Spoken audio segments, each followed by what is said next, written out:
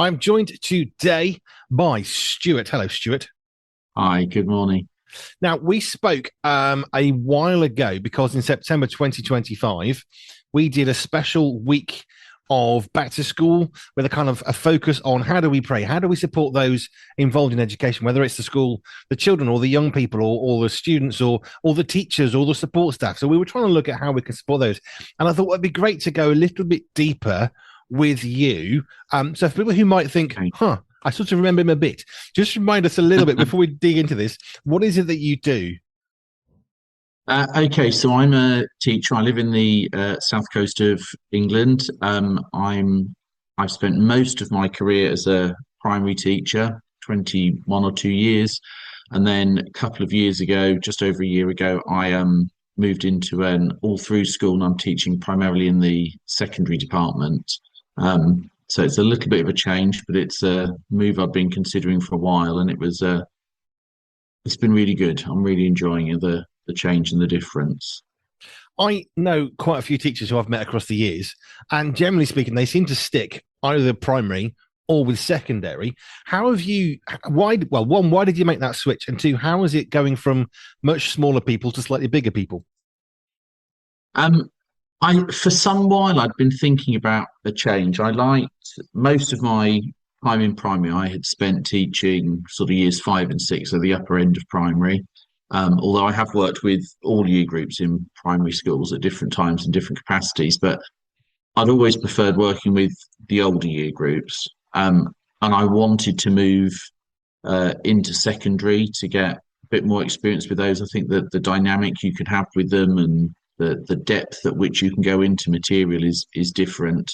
But I've been put off a little bit about the idea of going in and then just having loads of different classes. In primary, obviously, you have your class for the year. And the school where I work, they're quite innovative with their year seven. So we run it on a little bit of a primary model. So they stay with one teacher with their advisory teacher for maths, English, humanities, and then they go off to specialist teachers for other subjects. Then I teach my subject in those times as well to other year groups. So it was a really nice link. It's still got that primary feel. I've still got my class, but it was a nice step in the way that they do it here, and it works well. The children really like it as well. Helps them with the transition to secondary. So yeah, but I'm really enjoying it. It's nice being able to work with the older ones. Like I said, it's the depth you can go into things and the types of conversations you can have in the classroom. I think is really great. It's got to be quite a mental, almost a head sort of swishy thing going on because you're teaching everything, and then you're going to a specialty. I know there's other things that teachers do, but it's a very different approach. As you were just saying, that in primary school you're there with your class, and that those are your children. That's who you care for, and you teach them everything, maths and English and science, but then you go to secondary where it's much more focused. What's your specialty at secondary? How have you made that mental switch from teaching everything to much more of a focus? Well, even at primary, we nominally have a specialist subject related to the whatever degree you've done. Mine was applied theology. I went to Moorlands College, I did my degree there, and then went to Norwich to do my teacher training. So my specialism is RE. But at primary, because you are more of a generalist, it wasn't until actually the last 2 or 3 years at primary school I actually led RE as a subject in the school. I'd led all sorts of other things, but yeah. So that going into secondary then, where you are teaching that more as a specialism, it can be a little bit challenging, particularly uh, with the degree I've got, because although RE is my specialism, actually I know Christian theology pretty well. But other religions I don't know quite as well. So there's some development and things there, but it is I think it is exciting because that's a passion and an interest of mine, being able to teach that and look at different people's worldviews and help students unpick how other people see the world and why do people behave like this? Why do they do that? Why do they think this? To look at those, I think is really fascinating. I can sort of have those conversations for hours. So the chance to be able to talk about it all day at school as well is great. I was really fortunate. I was in it's actually a Church of England secondary school, and might be worth just us bearing a little bit down on how schools work in the UK, because this is very much a global station. But I was at a secondary school, so that was 11 to 18, because we had a sixth form attached to the end. So you go through the first 5 years of secondary school, you stay on for your sixth form. And the real amazing blessing was there was a school across the road that was Roman Catholic secondary school with a sixth form. So our sixth form was the joining of the Anglican and the Catholic groups. We had a Muslim, we had some Methodists, we had some Baptists, and it was a really interesting mix with Catholics and the Anglicans. So I did Christian Theology at A level, which is 16 to 18 years old, so pre-university. And some of the debates we were able to have were great. There was some passion and there was some disagreement, but actually the sort of the group of like 4 or 5 teachers that we had that shared that subject, which was the real amazing part of the shared sixth form. It was a really good way of developing, well, what do I believe, or why do I believe that? Because it's easy to know what you think, but to understand why you think it, sometimes we don't get the chance to really explore that. And that was my sort of greatest blessing, I think, of going to that school with a shared sixth form, was just developing ideas of, oh, Catholics there, that's terrible. Actually, no, maybe they're not actually, because I didn't know. And it wasn't, nasty ignorance. It was just, I don't know. So to spend time with them and think, there's quite a lot of similarity here, more than I actually ever thought was possible. Yeah, the school I'm in is right in the middle of a town centre, literally right in the middle of the town centre. And it's very diverse. We've got lots of students from different countries and different nationalities, different religions. And so actually the opportunity for them to talk about their ideas, where they're coming from, how they're seeing things. And sometimes the topics we're talking about, things they wouldn't talk about on the playground. They're just, they're just with their mates, they're with their friends. So to actually try and unpick some of these bigger ideas and understand the people around them a little better, I think is really important. And the fascinating thing for me was we studied, I don't know, 5 or 6 modules across 2 years, one of which was communion or mass or whatever version you might want to call it, the bread and the wine. And I learned more from my Catholic teacher than I'd ever learned about it, because, of course, they're going much wider and much deeper. But they really helped me to see a reverence for it that I had never had, even though I'd been to like high Anglican stuff with the school, because it was a high Anglican kind of church that was attached to us. And I'd never really learned some of the reverence and the importance and the depth from a different perspective. And that's why the cross education, if you like, was one of my greatest blessings. And one of my favorite teachers was his Catholic, nearly priest, who became a teacher, because he was brilliant. He just opened the Bible in ways that I'd never had opened up to me before. And I'll be honest, I was ignorant of all sorts of stuff. I was only a teenager, but it opened my eyes, which is great. Yeah, I think it's so good to explore what people think. We've just taught a module on for our year 8 about about the environment and why caring for the environment is important. And we explored kind of an Islamic view, which in many ways is similar. It's not exactly the same, but obviously it's similar to Christian worldview, in that you have a God who's created, who's put humanity here as stewards.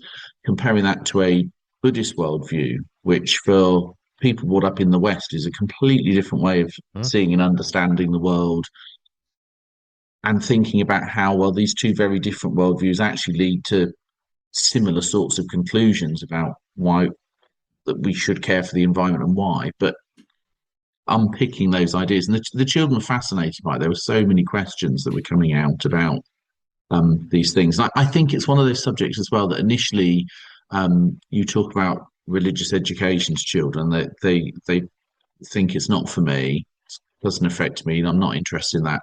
When you actually then start unpicking some of the topics and things that you can talk about, whether that be family, the environment, how we make moral decisions, all of those, suddenly this subject comes alive and people see, actually, this is really important. And it is. There was a Muslim lad who did to some practices of Islam, but not necessarily all. He quite like his booze on a Friday night at 17. But it was really interesting in some of the conversations because he had a different perspective, and it makes you think. It was fascinating that there were some Baptists, Methodists, Anglicans, and Catholics was the biggest bulk of it all, and then there were two of us who said, "Well, we're just Christians. We wouldn't say we're any particular domination." So you've got this mishmash. People say, "I don't believe in God. I just want to know more." So it was a really, really good blend of different people, different beliefs in a room talking and thinking, "Hey, okay, we can learn much from this. We can learn from each other in many, many ways." And it was really valuable. I think it's one of the reasons why today I can quite happily go into a very, what you might want to call the far end of the Pentecostal spectrum. I'm very comfortable leading worship there or worshiping, or the High Anglican Church. I can quite happily do the liturgy and reading from a book. And I'm very comfortable with both of those and anywhere in between, because actually it's different expressions of our relationship with God. We express that differently. It's the same God that we're worshiping, but we express it differently. But because of those early, let's call them debates, some were heated, some were not. We're 16, 17, we're going to have opinions. But actually, because of that, I think that's one of the things that formed my ability to be so comfortable in such a massive breadth of church context.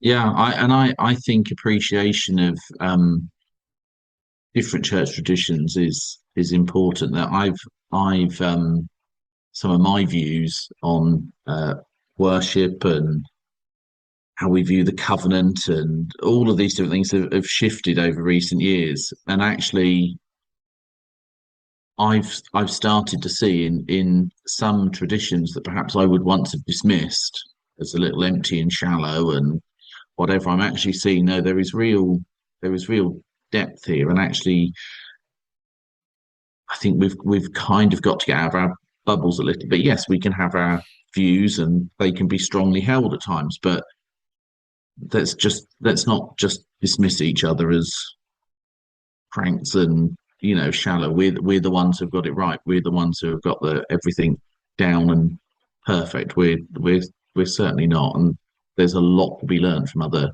traditions, I think. I was very much brought up not as a Baptist, but in the Baptist church was the biggest formative part of my life. My first full-time job in a church was an Anglican church with a really good vicar, but we had infant baptism. And that may not seem like much of a thing, but if you're a Baptist going to a church and you've got infant baptism, they are so in your head, poles apart. And I learned a lot about the value and the depth and the rich and the beauty of infant baptism. Where did it come from? Rather than, that's terrible. Well, actually, no, it's not, because there's another opinion and then there's another way of doing this. And actually, it's not going against the Bible. Therefore, actually, if it's not there, it might be okay. But unless we have those conversations and we're sort of forced into those situations, and it sounds like in some ways you've had to rediscover, I suppose, parts of your own faith. Is that sort of part of what you found? Yes, yeah, definitely. And in fact, the issue of baptism is one of the things I've shifted on. I grew up in a Credo Baptist tradition. We weren't a Baptist church, as in not in the Baptist Union, but we practiced adult baptism. And that was kind of, if you'll pardon the pun, that was the waters I swam in all through those years, all through our formative years. And then, as part of my studies, my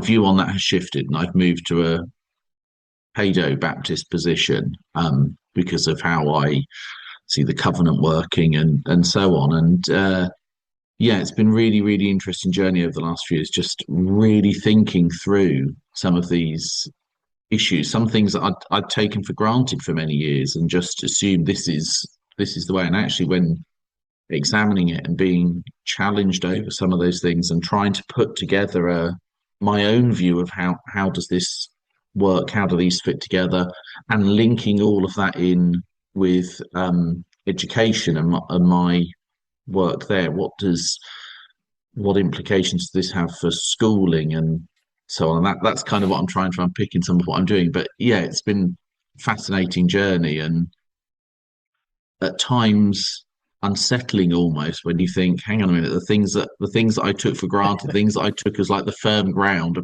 perhaps not quite as I thought they were.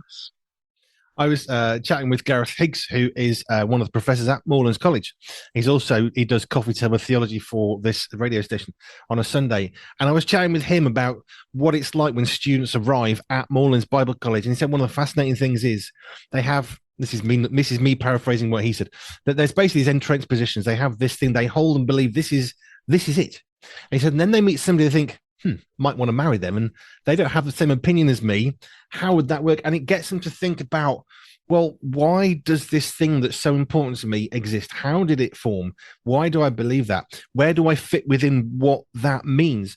And all of a sudden they're having to rediscover, well, what does that mean? And how do I fit in the world if I have that belief and they have that belief and I quite like them, but I can't like them if they have that belief, but I don't think that's really enough reason not to like them. And it really is this sort of pressure pot of you've got to rethink about what it is that you think and how you think it.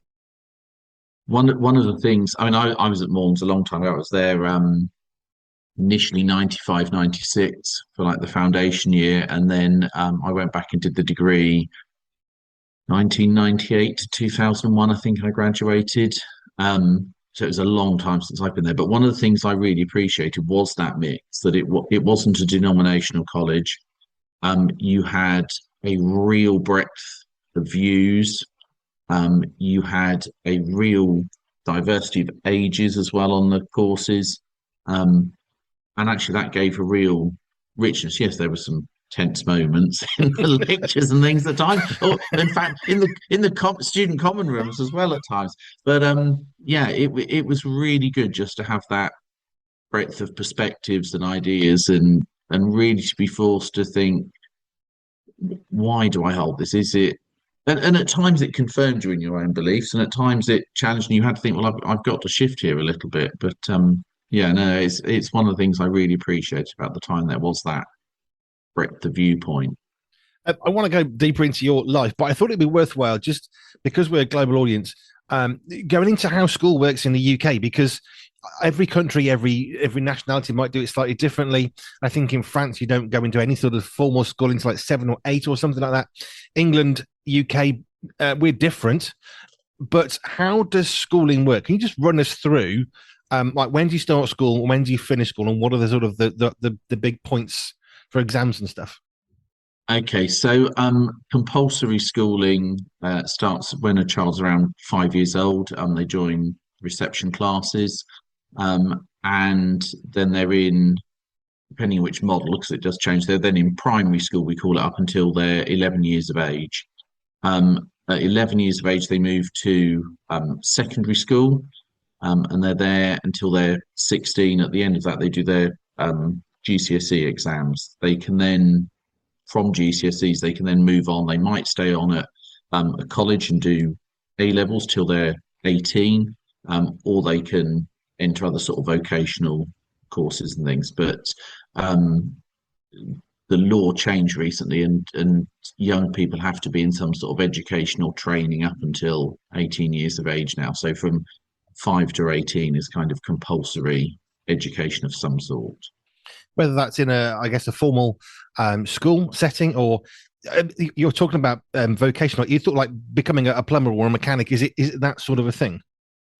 Yeah, so long as they're in post 16, after 16 years of age, as long as they're in some sort of thing, that may be a vocational training. Yeah, it may be some form of college where they're studying for formal examinations. There's a whole range of different qualifications out there, from A levels to BTECs to, the endless list of different things that they could be doing. But yeah, and then of course there's the alternatives.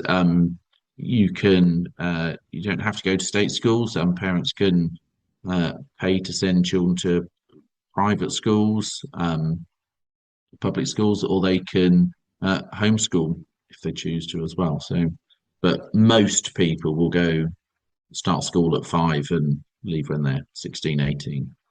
I went to France a couple of times through school exchanges, and the one thing that really threw me about their education system, well, there were two things. One, teachers go home when they're not teaching, which is just mind-bending for me as a 11, 13, thinking, where are they going? Oh, they're going home. They're not teaching. That's it. They haven't got to be on the premises. But the other one was the fact that there was a Renault garage on the site. And effectively, what we might see is about A-level age, 16, 18. they go to the Renault garage on the site to learn to be a mechanic very specifically. Wow. So when they finish the school, I mean, this is early 90s, they don't just finish with a qualification. They're actually a skilled mechanic. That was a Renault garage, obviously in Yeah. France. But that was quite eye-opening because I thought, well, that's really strange. And then by the end of a couple of weeks, you're thinking, that's quite clever because it's not a skill, it's a honed skill when they finish. Yeah. Yeah. I think those things are important. There's been a move in recent decades in this country, I think, to push so many people into A levels and then university.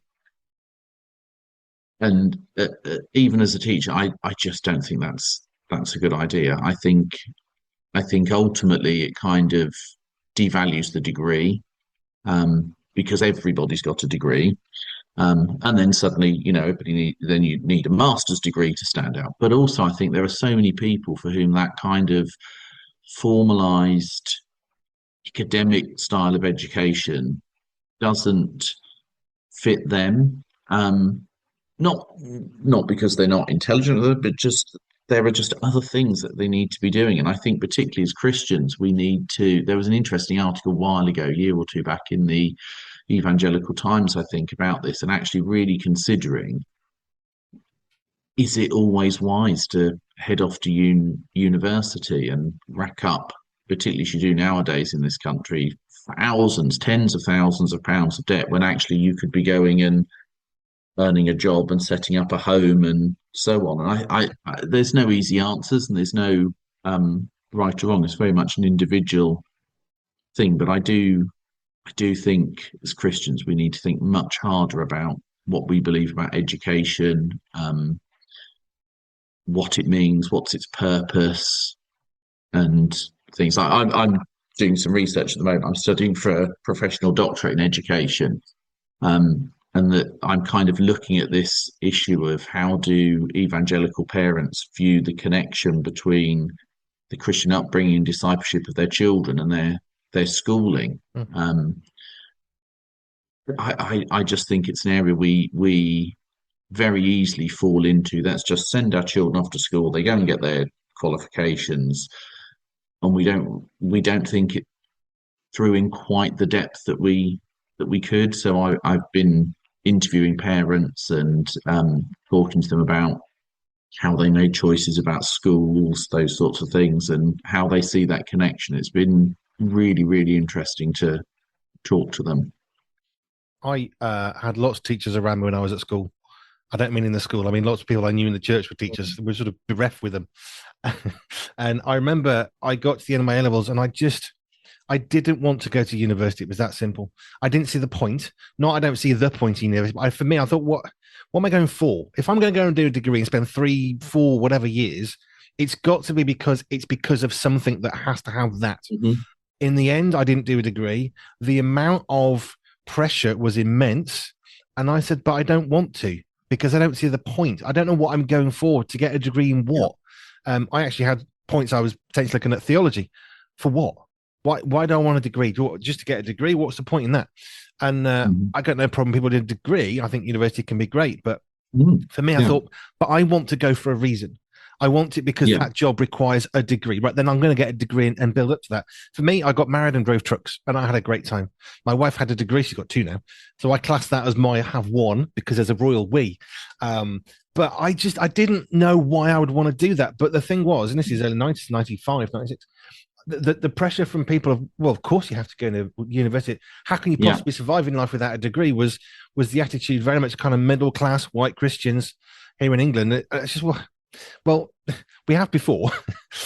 University is not everything, but I didn't have the understanding of why I didn't want to go, other than, but why am I going?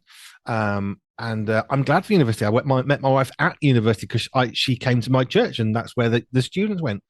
But if I'm going to do something like that intensively for 3 or 4 years, it needed to be for a reason. For me personally, it was just I don't have the reason. I don't know what I want to do with my career. It's only when I launched a radio station 2 years ago, I thought, this is what I should be doing in my mid-40s. I haven't sat around doing nothing. We've got a family. I drove trucks. I had a great time. Went some amazing experience and encounters all over the country, driving some really random stuff with police escorts, which is really good fun. And I just didn't know why I should, but the pressure to have done that was actually quite immense. Yeah, yeah. I just don't think there should be that pressure. And I think, again, as Christians, we should be thinking really carefully, what is it we want children to get out of our education? Do we just want them to get these standard GCSE and A level qualifications so that they can go on and get some job somewhere?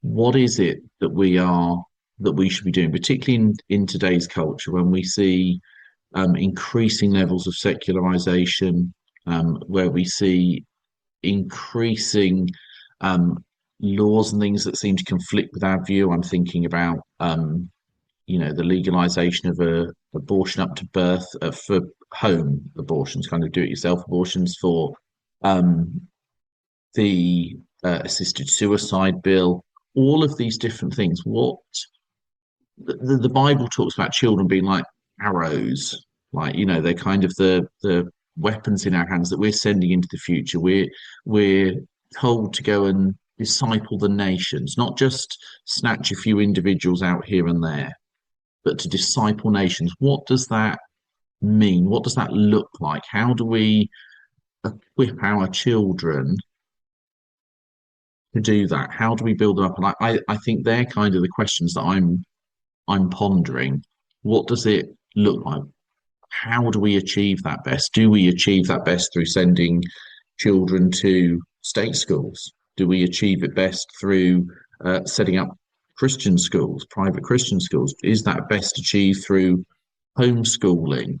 And I don't think there are any hard and fast rules there, but I do think we need to give that, parents need to give that huge consideration. I think that the wider church does as well. And it's just something that's doesn't come up very often. That we've fallen into the default of our children just go to state schools. One of the things I've done in my research is kind of looking at, whenever I see a book on parenting or how to bring up children or discipling children, whether I'm in a bookshop or whatever, I flick it open and I'm looking through and going, what does it say about schools? And almost without exception, they simply don't mention schools, or there'll just be a sentence or two about them. And I think our children spend so long at school imbibing that worldview, imbibing that perspective. Is that the best education that we can give them? And like I said, I'm not judging in that sense, because I think there are so many factors that play into this. The availability of other forms of education, whether it will actually get people to the place where they need to be, whether families can afford to do those things. There are so many complicating factors, but I think it is an issue that the church and Christians need to spend more time pondering. And if we don't, we just naturally step forwards where everybody else is stepping, which might be great and might not be God's best for us. I always think about meeting people. We're going to go on holiday. We've got the money. We're going to go on a holiday. And I remember thinking a few times, well, are you going on a holiday because you need a holiday? Is that what God's calling you to do? Or is it you've got the money, therefore you can, so therefore you don't have to think about it? And it's very easy for us not to consider some of the I suppose, mundane stuff. Going on holiday can be quite mundane. It's like you have 4 weeks mandated in law in the UK. You must have a holiday. So that's already in our heads. We have to have a holiday. What we do with it is different, of course. But I've only had a few 2-week holidays away, and that was 20 years ago or more.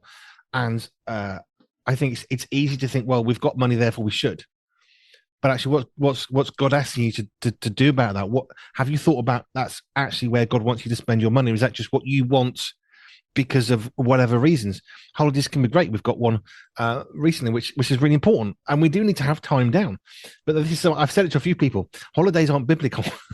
It doesn't appear in the Bible, and that can be a head slap moment. But it should cause us to think, okay, well, if it's not in the Bible, but resting is, what does that look like for us? In the same way, education, it doesn't say send your kids to state school. It doesn't say keep them at home and never let them see anybody. So somewhere in between those two is a good balance for each person. But of course, if it doesn't say it, then we have to think a bit deeper. Yeah, and I think that issue about schooling. People often say, when we say, there is no biblical mandate for state schools, people often say, oh, it's because they didn't have schools then. Of course, it's not mentioned in the Bible.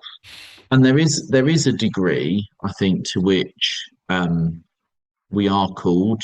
We see the cultural mandate in Genesis to go and subdue the earth and to develop these things. And there is a point as learning and things have developed that you might need specialist teachers for some of these areas. And so I don't think schools themselves are necessarily a bad thing, but it's the approach they take. So, but I think we have got to think, like you are with holidays, what does it mean for Christian holidays? What does it mean for Christian work? What does it mean for Christian education? Because we create this secular sacred divide.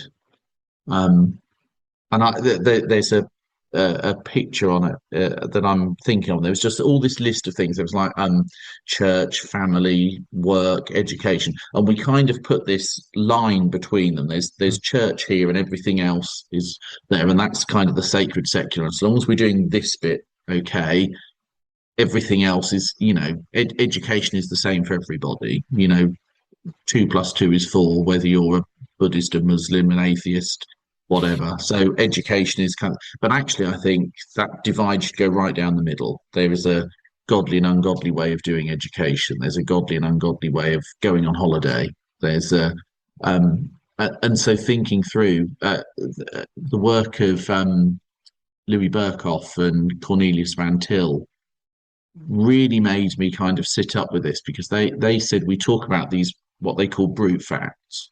2 + 2 is 4. The Battle of Hastings happened in 1066. These are just facts, and they're facts for everybody. But actually, the way that we view truth is different. What truth means for Christians is different to what truth means to an atheist or a Buddhist.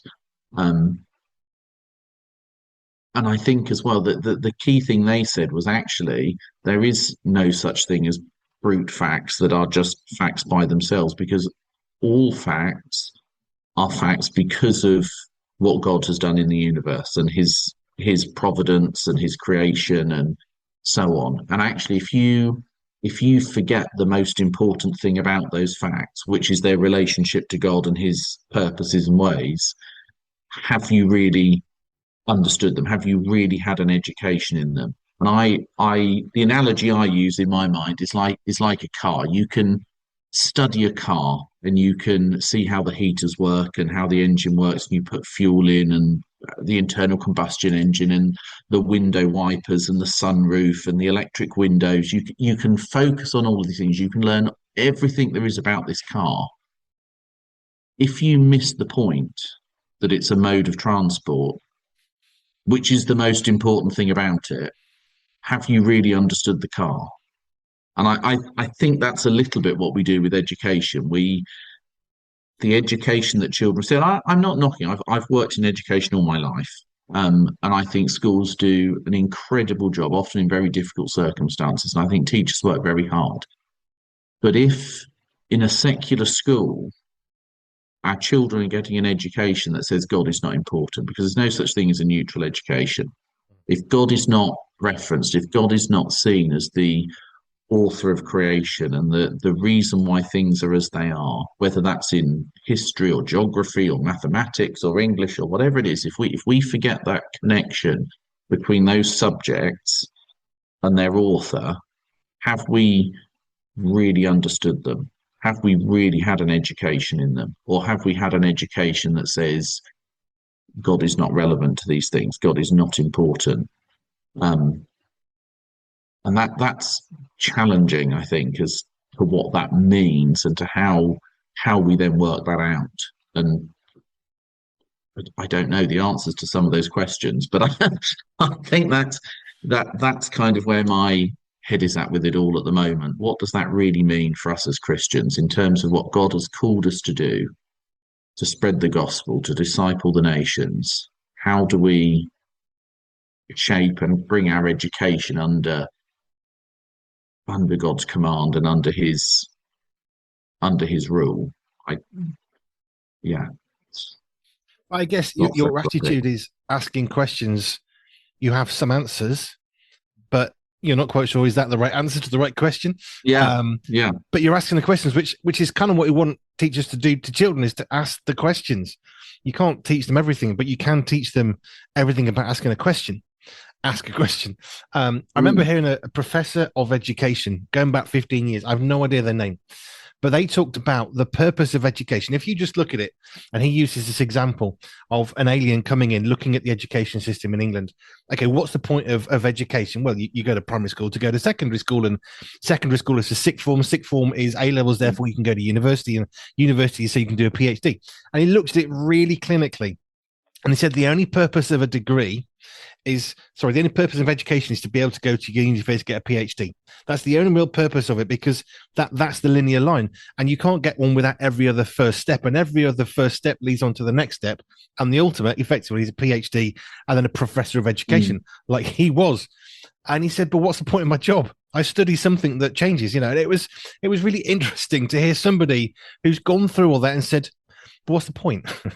Why? yeah, Why?" It's that why question because great, I'm a professor of education, but no one cares unless you want to know about education from a educational point of view. So what's my value is he was asking the questions like you. I don't have the answers, but I have questions and I want to know.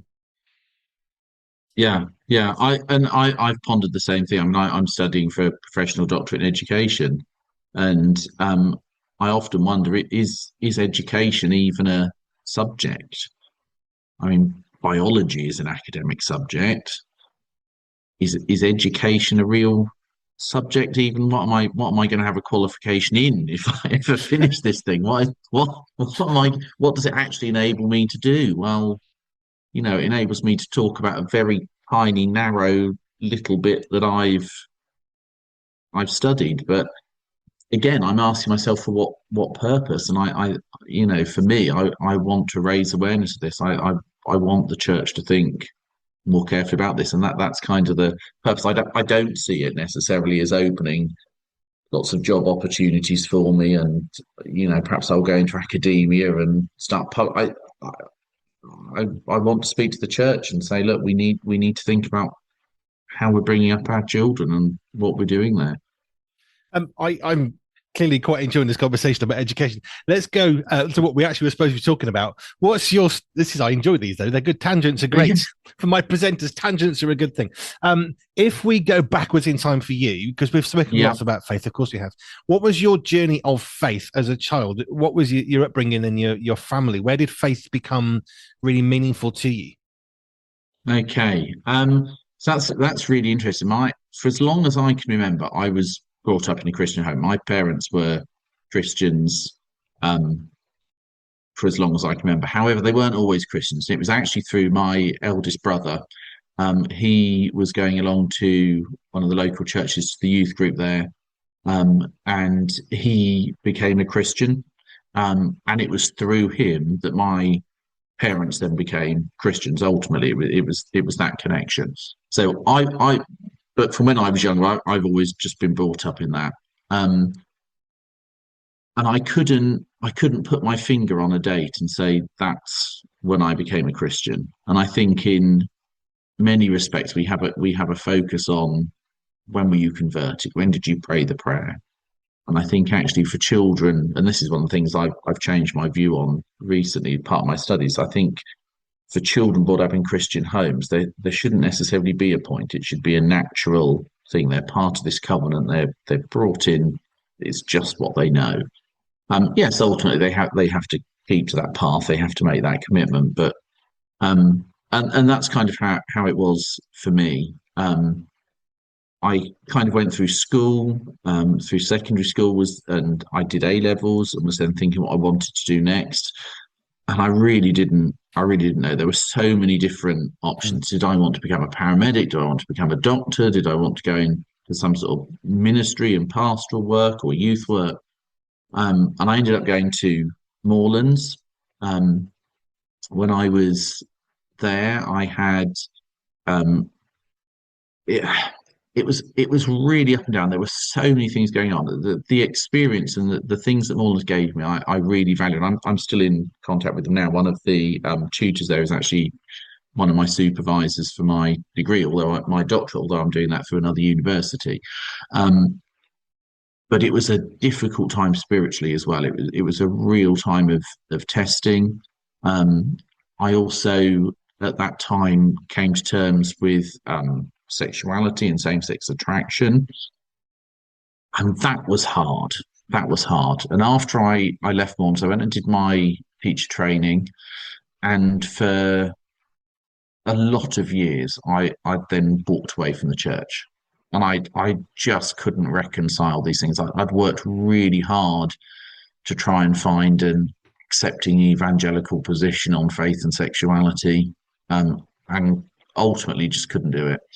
And then during the pandemic, or sort of just before pandemic, I really kind of felt God calling me back again.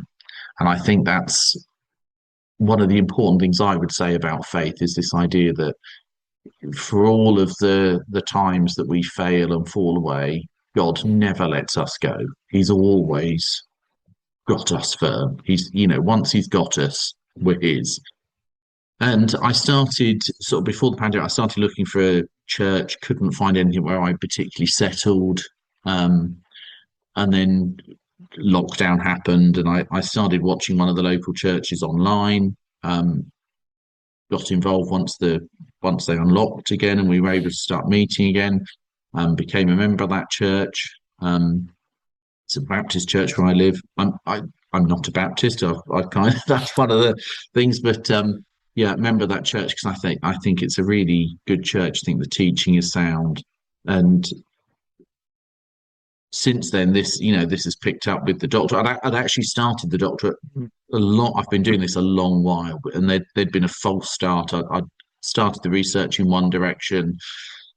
Changes at the university and the pandemic and things just meant the whole thing collapsed, and I then restarted and refocused looking at this, and just got back involved and things there. So yeah, it's been quite a journey really.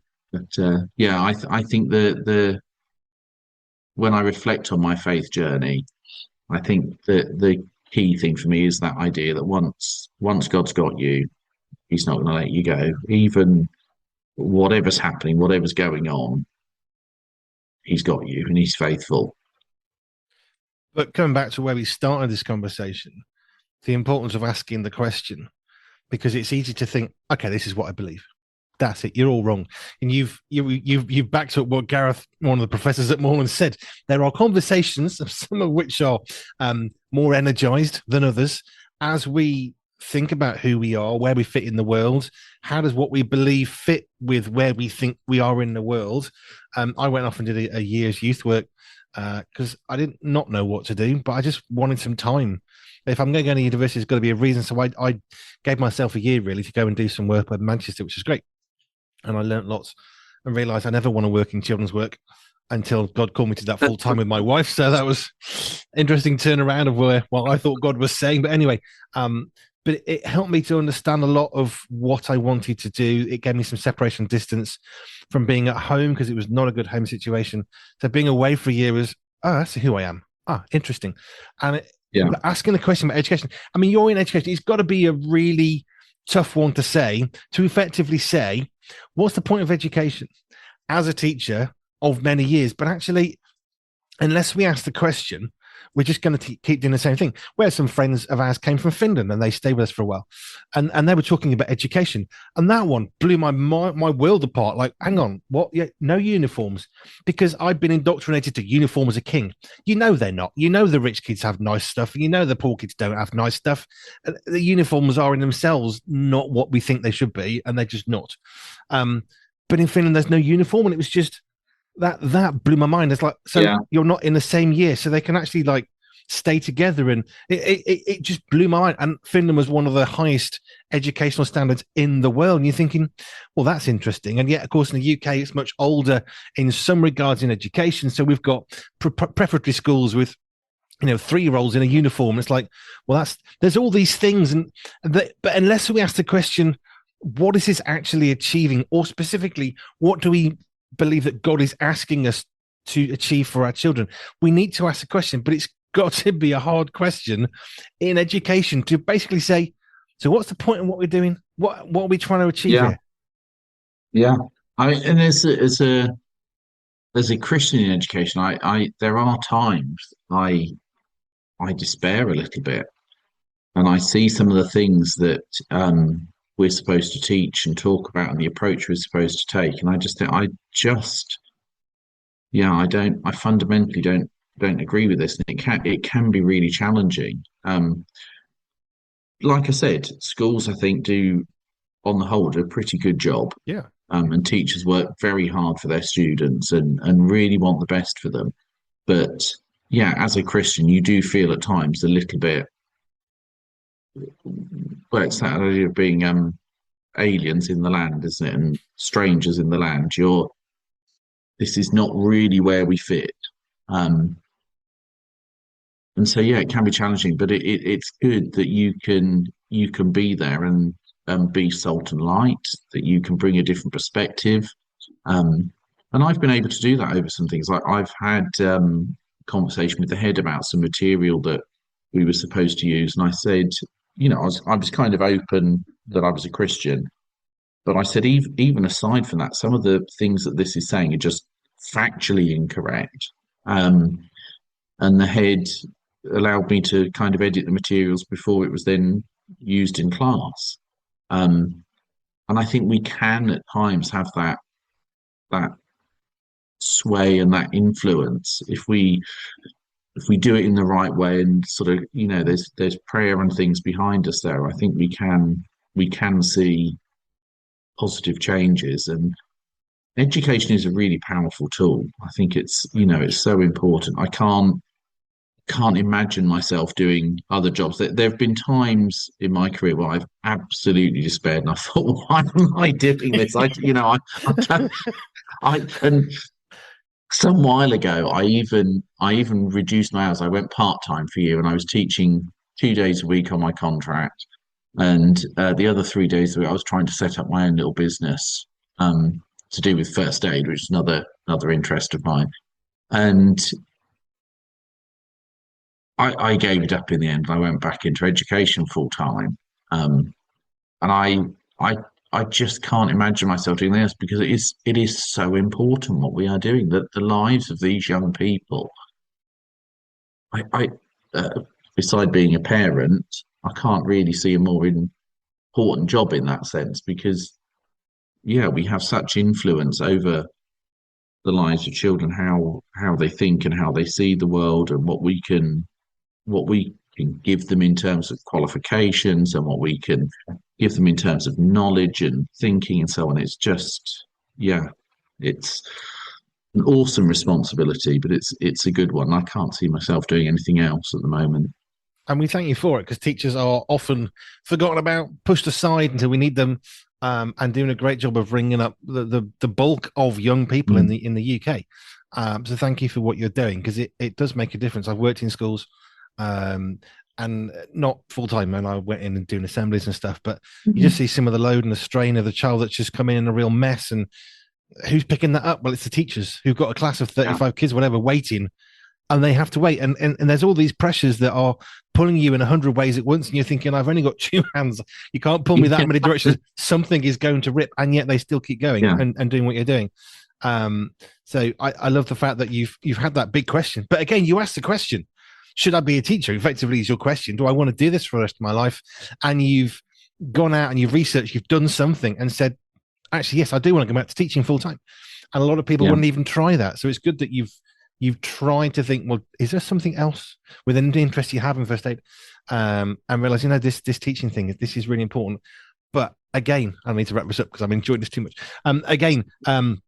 If we don't ask the question, we're just going to keep repeating it and not knowing if what we're doing is really any good, is there any purpose and any value. And I think the question you're asking is really valid, because what is school for? What's the purpose? Yeah. When you remember that the education system in the UK was made by the church, Okay, the government took it over. Yeah. When you understand the history of how it actually came to be, like hospitals, like probation service, it's all come from the church originally. Okay, so it's changed and morphed massively.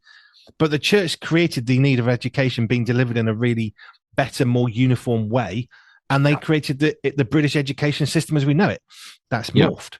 But that's what the church made. So we can do some amazing things as church, but we are really creators. We are the original influencers, if you like, and we need more of that, which is why I'm glad you're asking the questions that I think many wouldn't want to consider allowing themselves or anybody else to question. I think that's the thing. I think question everything, and don't be frightened of asking questions. We think there are some things that we perhaps shouldn't question, or we just take, or other things we just take for granted. But I think question it. Just go back to the Bible, pray about it, talk to others, read about it, but just question, what is God asking you to do in the field of education with your children, within the church, whatever, because it is the children we have are such a precious gift. We need to look after them as absolutely as well as we can and to the best of our ability. And ask questions. Are we doing the right thing? Is there something else we should be doing, or is this what God is asking us to do? Stuart, thank you. I have to round it off, otherwise we'll run out of time. But education matters, and asking questions about questions that matters as well. So I hope your research goes well as you continue to ask those questions. But I was going to start this interview in any way, it would be ask the questions, even the difficult ones. Yeah. Yes. Ask God and trust God, because like I said, he's got you. We're in his hands. So it's a good place to be to ask questions from. Amen. Stuart, thank you. Thank you. Here at Pure 24/7 Radio, we have had the privilege of speaking to some amazing people with amazing stories. Now, what about, I thought I'd go a bit further, what about goat and sheep's milk? Becoming quite popular. Very similar to cow's milk. So we don't use it in the first year of life, you can afterwards. And their nutrient profiles, how good they are, is pretty similar to cow's milk. Allergenicity, how often do they cause allergies? About the same. They're a bit more expensive sometimes. It's pretty equivalent. Yeah, we're really excited, especially excited for Josh because it's his first book and he's really passionate with that Gen. Do you say Gen Z or Gen Z? I've heard it said in I don't know. I'm too old. I don't know. Yeah, we're not in that age category, so we've not got a clue what they're called. It's a pot boiler. It's a good, exciting popcorn thriller. I didn't think it was anything too special, but I think watching it at home, people will probably enjoy it more than I did going to the cinema to see it. Really good film. I love it. I walk into a cinema and I turn my phone off. Nobody can get hold of me for a couple of hours. I'm in a completely other world. Every single time I go to the cinema, and for me, it's like going to Oz. It's like going to another world and escaping and relaxing, and I thoroughly enjoy it. If you have missed any of these interviews or would like to hear them again, you can. Simply head over to our catch-up section at www.pure247radio.org. That's www.pure247radio.org.